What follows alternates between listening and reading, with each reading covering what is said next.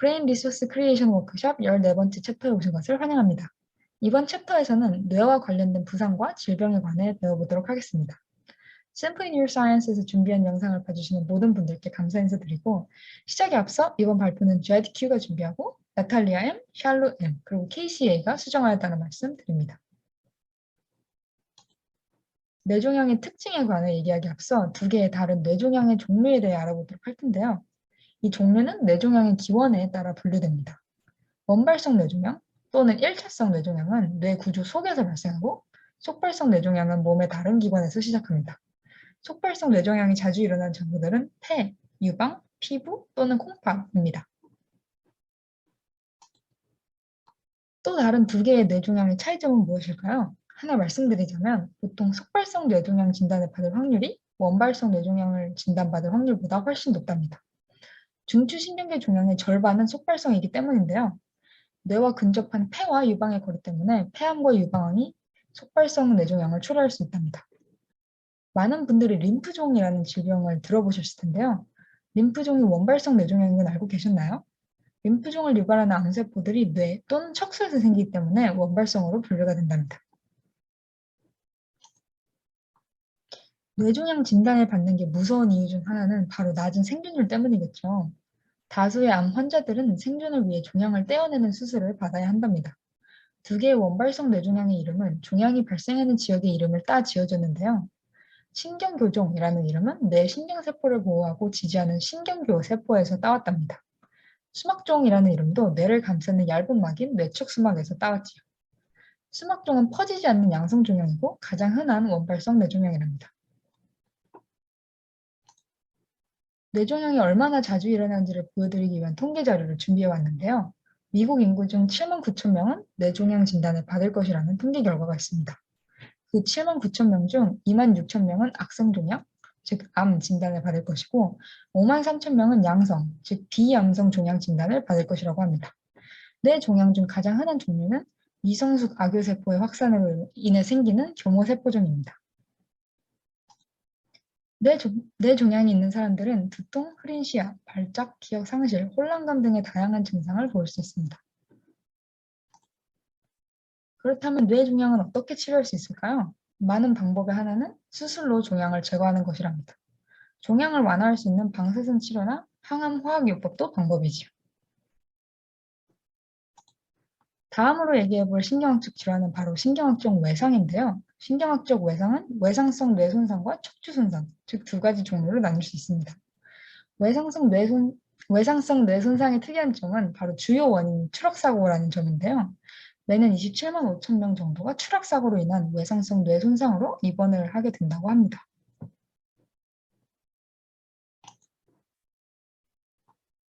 척추 손상은 영구적인 신경 손상과 다양한 정도의 마비를 일으킬 수 있는데요. 척추 손상의 치료는 불가하지만 메틸프레드니솔론이라고 불리는 약물로 손상 지역의 손상과 염증의 정도를 줄일 수 있습니다. 또 다른 재활 방법으로는 물리치료, 작업요법, 전기자극법 등이 있습니다.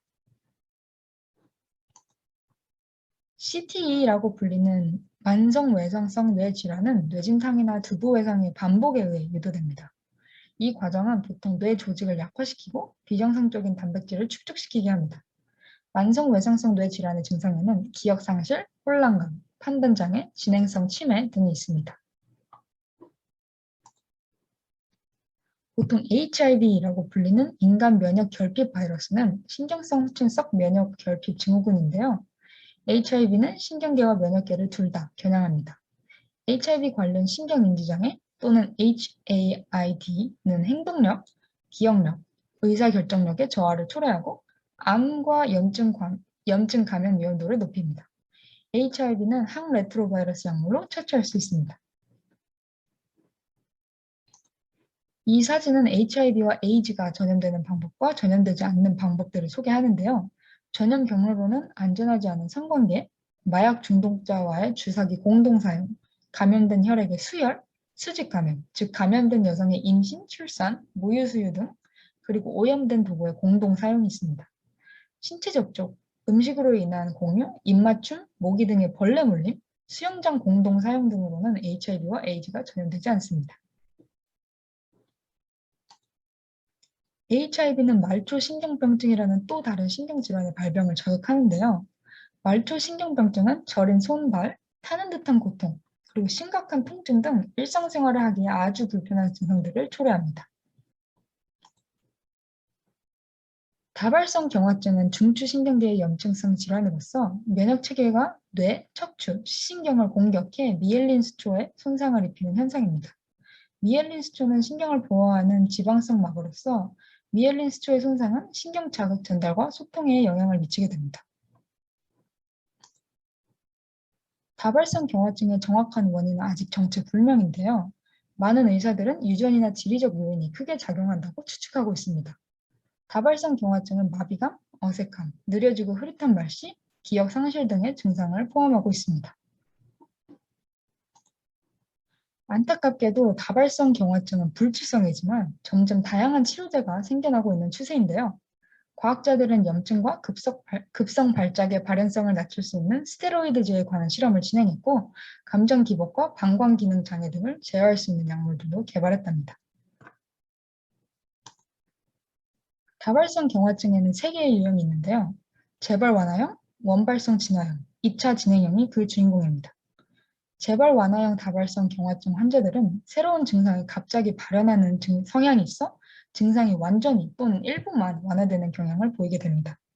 원발성 진화형 다발성 경화증 환자들은 증상이 천천히 진행되지만 점점 악화되는 경향을 보이고 2차 진행형 다발성 경화증 환자들은 증상이 서서히 악화되는 재발 완화형 다발성 경화증을 앓습니다. 다음으로 다뤄볼 신경학적 질환은 바로 만성통증입니다. 만성통증은 몇 주 동안 지속이 될 수도 있고 심지어는 몇 년 동안 지속이 되는 경우도 있습니다. 요통, 심한 두통 등이 만성통증의 종류 중 하나인데요. 만성통증은 인지, 자극, 기분 등의 변화를 불러올 수 있습니다. 다음 슬라이드에서는 만성통증을 완화할 수 있는 치료 방법에 대해 얘기해 보도록 하겠습니다. 통증을 완화하기 위해서 보통 마취제나 진통제를 주입하게 되는데요. 진통제의 예로는 아스피린, 마약성 진통제, 항간질제, 그리고 항우울제가 있습니다. 또 다른 치료 방법으로는 심리치료가 있습니다. 이번 챕터에서 마지막으로 다뤄볼 신경적 질환은 바로 뇌졸중인데요. 뇌졸중은 혈관의 파열이나 혈병으로 인해 뇌의 혈류가 통하지 않는 증상을 뜻합니다. 뇌졸중을 초래할 수 있는 위험 요인에는 비만, 신체 활동 부족, 심장병 등이 있습니다. 다행스럽게도 건강한 몸무게 유지, 금주, 그리고 고혈압의 약물 치료 등으로 뇌졸중의 발병률을 관리할 수 있답니다. 뇌졸중의 치료법으로는 산소 손실이 영구적 뇌 손상을 일으키기 전 혈액순환을 다시 회복시키는 혈병 해소제, 그리고 혈병 생성의 가능성을 줄일 수 있는 항응고제 등이 있습니다. 뇌와 관련된 부상과 질병에 대해 알아보는 이번 워크숍에 참여해주신 여러분 모두에게 감사의 말씀 전합니다. 이번 워크숍에서 예전에는 알지 못했던 지식을 얻으셨길 바라며 질문 있으시면 화면에 보이는 이메일 주소로 언제든지 연락해주세요. 감사합니다.